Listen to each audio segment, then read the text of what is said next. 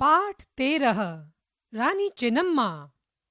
आज आपको एक ऐसी नायिका की कहानी सुनाई जा रही है जिसने अंग्रेजों के साथ लोहा लिया और जिसने भारत की आजादी के लिए न दिखाई देने वाली लड़ाई का आरंभ किया। ये थी रानी चेन्नम्मा। रानी चेन्नम्मा का जन्म कर्नाटक के बेलगांव में 23 अक्टूबर 1778 को हुआ था।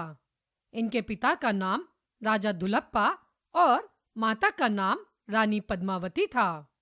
इन्होंने संस्कृत, कन्नड़, मराठी और उर्दू भाषाएं सीखी। इन्हें बचपन से ही तलवारबाजी, घुड़सवारी और युद्ध कलाओं का शौक था। राज परिवार में जन्म लेने के कारण इन्हें अपने इन शौकों को पूरा करने का अवसर भी मिला।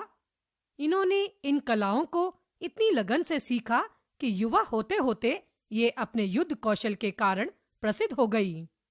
चेन्नम्मा के युद्ध कौशल और योग्यता के कारण इनका विवाह कर्नाटक के कित्तूर राज्य के देसाई परिवार के राजा मल्लासर्ज से हुआ। कित्तूर एक छोटा और स्वतंत्र राज्य था। रानी चेन्नम्मा ने एक पुत्र को जन्म दिया।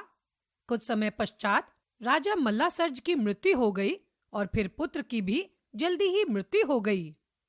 तब रानी ने बेटा गोद लेकर राज सिंहासन के उत्तराधिकारी की घोषणा की।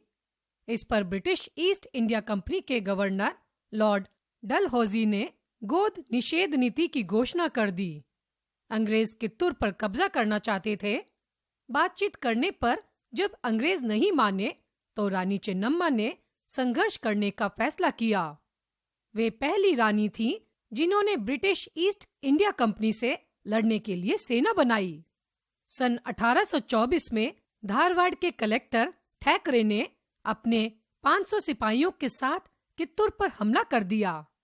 रानी चेन्नम्मा ने उन्हें खदेड़ दिया।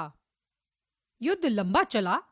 सीमित साधनों के कारण चेन्नम्मा को हार का मुंह देखना पड़ा, पर रानी ने अंग्रेजों का इतना नुकसान किया कि वे लंबे समय तक इस लड़ाई को भूल नहीं पाए।